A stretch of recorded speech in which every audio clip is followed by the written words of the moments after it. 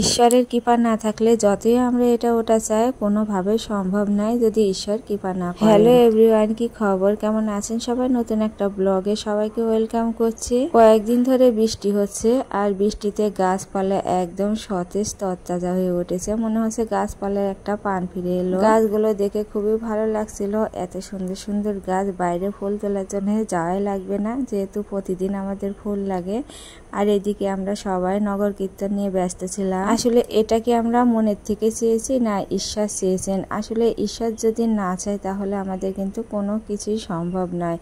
সেরকম আজকে হঠাৎ রান্না করছিলাম, তো এই তো হালকা পাতলা কিছু রান্না, তো এটা করে আমি হয়তো খাবো কিছু, তারপরে হচ্ছে পুজোর ঘরে যাব, কারণ আমি আগেই তুলসী গাছে জল দিয়ে নিয়েছিলাম। কিন্তু আজকে তো ছিল সোমবার, তো ফোন দেওয়া হলো আমরা আজকে ভোলানাথের মন্দিরে যাব। যেই কথা সেই কাজ, তো রান্না করতে করতে সবকিছু রেডি করে চলে গেলাম ভোলানাথের মন্দিরে। কি বলবো, এত বছরের জীবনেও কিন্তু এরকম একদিনও হয়নি ভোলানাথ যে আমাদের এভাবে ডাকছিল। তো সব কিছু কিন্তু রেডি ছিল, কোনো কিছু কিন্তু না হয়েছিল না, হঠাৎ করে হলে হয়তো কোনো কিছুই থাকে না। যাই হোক, এদিকে আবার রান্নাও করে নিচ্ছিলাম, শোনা পর যে একটু দেরি করেই যাব।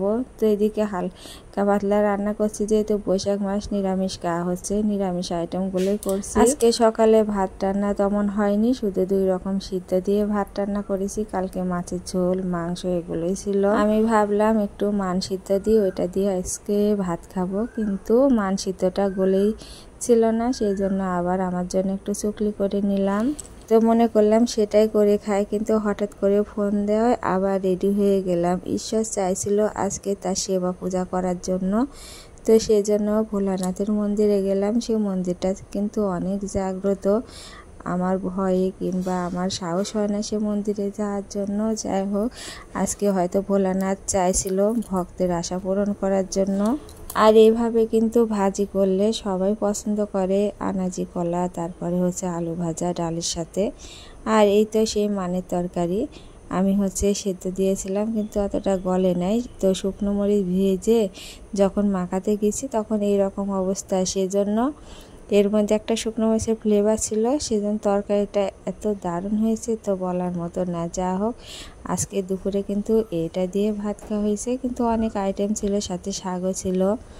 তো এদিকে আবার পুজোর ঘরে এসে রেডি হয়ে নিলাম। তো সকালে একবার চান করেছিলাম, তো আবার কিন্তু চান করলাম মাথা ঘষে, তারপরে ঠাকুর ঘরে এসে সব কিছু জোগাড় করে নিলাম। তার আগে গিয়ে কাঁচা দুধ নিয়ে আসলাম, বেলপাতা। আর আমার আজকে কিন্তু একটু বোরিং লাগেনি বা শরীর খারাপ হয়নি। যা হোক, সব কিছু সেরে এবারে বাড়িতে এসে তো পুজো দিতে হবে। আর সেই মন্দির সেখানে ভাবা অনেক জাগ্রত।